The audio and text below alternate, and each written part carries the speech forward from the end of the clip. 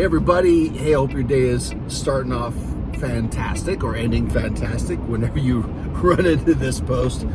I want to share some resources that we use that I hope you use in your area. Okay, so licensing.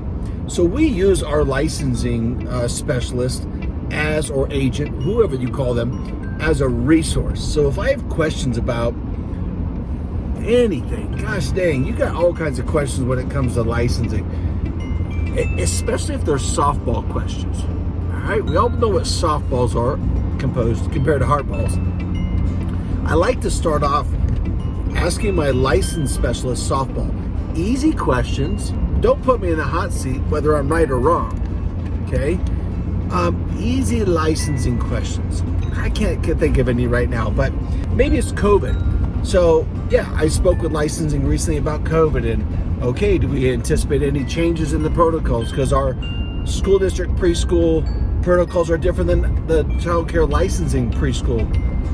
And so we just had those conversations. And I think that when you open up those conversations with your whoever is in charge of checking on you and making sure you're being good and doing what you should, when you have that open dialogue, I think it makes them feel, whether you do or not, that you trust them.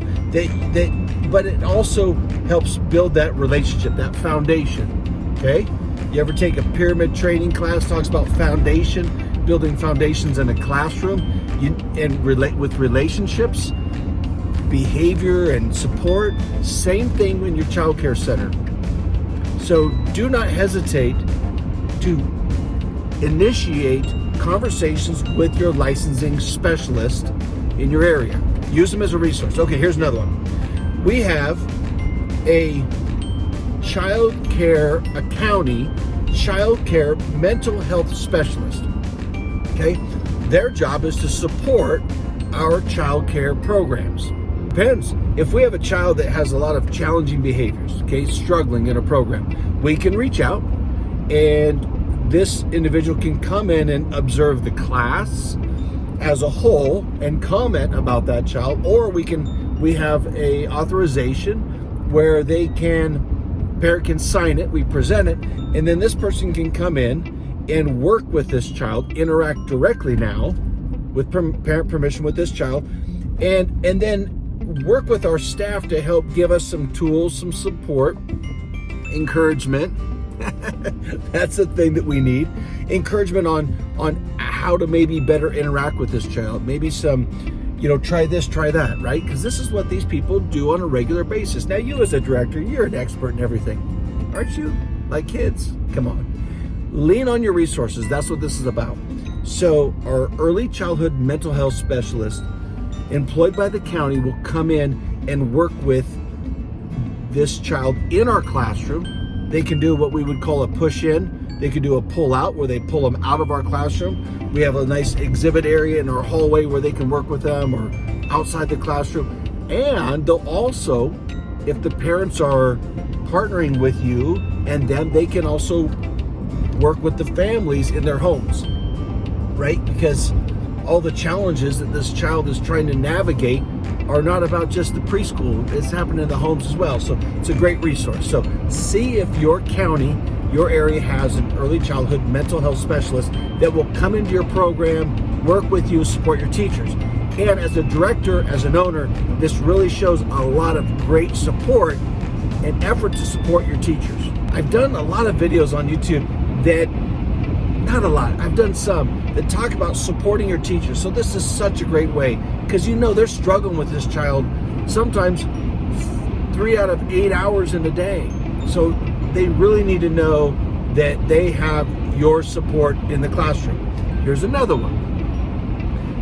Our county has a county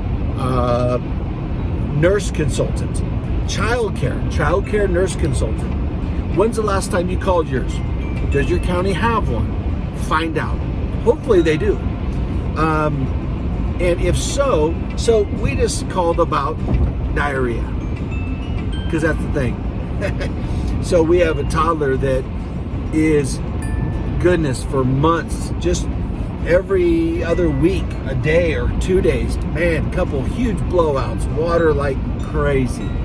And so licensing says send them home. Our parent handbook says send them home after 2, okay? But we're also dealing with some lactose issues. We're trying to eliminate some dairy and all this kind of stuff. It's kind of funny, like, are you still listening to this video? Because you're only doing it if you're a teacher or you're a director. Like, nobody else would care about any of this stuff. Maybe that's why I like talking to this audience, because y'all deal with this poop and diarrhea stuff, and it's an issue, and you gotta learn how to deal with it. Or not maybe learn, but maybe figure out new ways. So we're talking about new ways. So I had one of my directors reach out to our county, it's a Mesa County early childhood health consultant, or nurse consultant rather. Because again, you don't have to be the expert in everything. You don't. Just have their number, okay? Hopefully if you're in a good supportive child care program county like ours, they have good resources for you, so use them. Use them. Stop trying to be the expert, because sometimes if you're the expert, you got to make all the rules. You end up being the bad guy. Well, nobody wants to be the bad guy. So reach out, find out what you need to do to help this child, help this family, so they can have continuity of care, continuity of work. That's a thing. They don't have to lose their job. They don't have to keep leaving their job to come pick their kiddo up.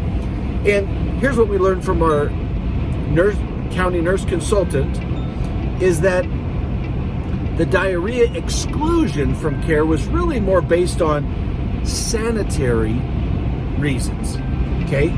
So they talked about if you can contain it and keep a sanitary environment for the other children, then maybe you don't have to exclude the child. And I would add to that, and this conversation probably happened, so long as you can rule out the possibility that this child has a bug, right? Because we think of diarrhea, we think of bugs.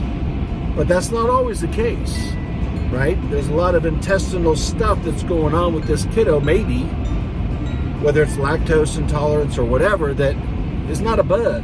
Lactose intolerance is not contagious. It's not a thing. All right, so nurse consultant, reach out to that one. And reach out to your current nurse consultant, right? You have one. You have a child care nurse consultant that probably comes to your program once a month. Reach out to them as a resource. All right, here's another one. So we participate in our state food program like a school district would. And we have another child that is a picky eater. I think I've talked about this recently, but I know I did. She's a picky eater. When she enrolled, Mom said, I said, what does she eat? What does she eat at home? I know I did this in a video. She goes, mac and cheese. She likes mac and cheese. All right, okay. I wrote it down, and I looked at her and waited and said, what else? And she realized that I'm actually going to write down the whole list. So it was mini pizzas, crackers, cheese, chocolate milk. That's it. That's it. Danibles. She eats Danibles. So, we're struggling getting this child to eat at school because we do things like chicken pot pie and pork loin, all kinds of stuff. This child's like, I don't want any of this. My point is that the parent wanted to substitute chocolate milk and Danibles every day. Both are just full of sugar. Both do not meet the credible food requirements of our state food program. So in my mind, I thought, well, if we don't claim her for our food program, we could probably, be in the right. But we really want to help this child get a better nutritional diet, right? That's what we want. We reached out to our representative at our state food program, and we said, help us out. Like, is there an out? How do we help this parent, help this child, and help me with that? And so they go, well, not only does the state food program require you to serve these healthy, creditable components, shows licensing also.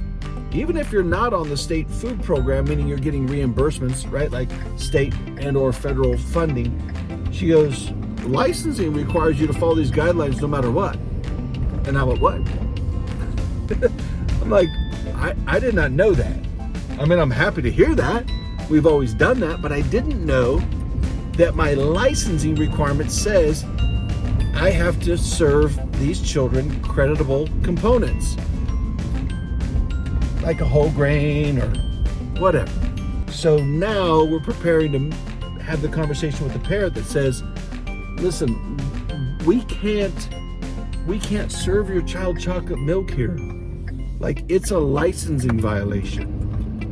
And it's a violation with our contract with the state food program to serve nutritious meals, because chocolate milk can't be served in Colorado to children under 6 in a child care setting. That's the thing. Danibles does not come in as a creditable, I'm pretty sure, I didn't really read the label, but I'm pretty sure it's mostly sugar, maybe some sugar, maybe it's super good, I don't know. I don't think it is, but I'm pretty sure that we've looked at it, and they don't fit under our creditable component. So licensing gave me an out. That's like mom and dad saying, no, you have to be home at 9, you can't stay out till 12. Like, I don't have a choice, right? Gotta be home at 9. So I can say, listen, I talked to the head of our food program and with licensing, and both will not allow us to serve those snacks that you're bringing in for your kiddo. Okay, this isn't about this child, it's about resources. So I'm gonna wrap up with this. Figure out what your resources are. What's your resources, and use them. All right, I just want to do a quick report. So, met with the family about our picky eater. And again, do your research, do your investigation, get knowledgeable on the topic before the meeting so that you're in there prepared. But I want to tell you that we had a great meeting. Mom and dad both showed up. And yes, we discovered that Danimals is actually quite under the sugar threshold for children. So that was a creditable snack. Now they understood about chocolate milk and why we can't do it. And since this child's been with us for about 5 months now, and since that period, that list of like 6 things they would eat has grown. Now it's over 12 to 14. Some of the things that we're serving, that child's getting a little bit more accustomed to, but it was a great partnership and a great conversation. And we also learned some of the backstory about this family. You know, living in a fifth wheel, trying to open a house, then their furnace goes out, then they're in a hotel. They're you know, this little one's kind of has some instability, and mom and dad are great, and they're nutritious eaters. And so anyway, you know, sometimes I'm like, hey, make sure you know your rules and make sure you know this so you can tell people how it is. Well, come on, the reality is, make sure you do know that stuff so you can have intelligent conversations. But yes, so I wanted to tell you that we had a great conversation, great new partnership with food and strategies with this family. So I just wanted to give you a report. Thanks. So our local school district, we can have children, parents fill out, okay, let's say you have a child with a challenging behavior, and I can send them to our school district preschool program where they can do an intake, they do an application, evaluation, see if this child has any special needs or is high risk. And if so, they would receive services. And those services will benefit that child. Anything that benefits a child benefits our program, will benefit your program. So learn what your resources are. Reach out to your local early childhood council, okay? And know what those resources are. Make them available and educate your staff on what those resources are as well, okay? Your staff need to know, hey, I think maybe this is a district, maybe this is a nurse consultant, maybe it's a health consultant. Educate your staff on this so that they can take those steps and say, hey, boss, can we call the nurse consultant because I have questions about this, or maybe you can answer their question. Again, I think that gratifying other people just makes you look good. It makes you look intelligent, okay? Whether it's your staff or other people that are resources in your community. So learn how to gratify them, learn how to educate your staff on having that resource. I'm gonna stop right here because I'm gonna start rambling. All right, that's it. Know your resources, educate your staff on accessing those resources, so that they know they're available and supporting your staff. I think it's great. Hey, I hope you enjoyed this one. I'm out of my destination. I'm gonna keep talking to you in the car. Is that okay? Do you mind? Do you mind? As long as the audio's good. I hope you don't mind. All right. Thanks, everybody. Have a marvelous day.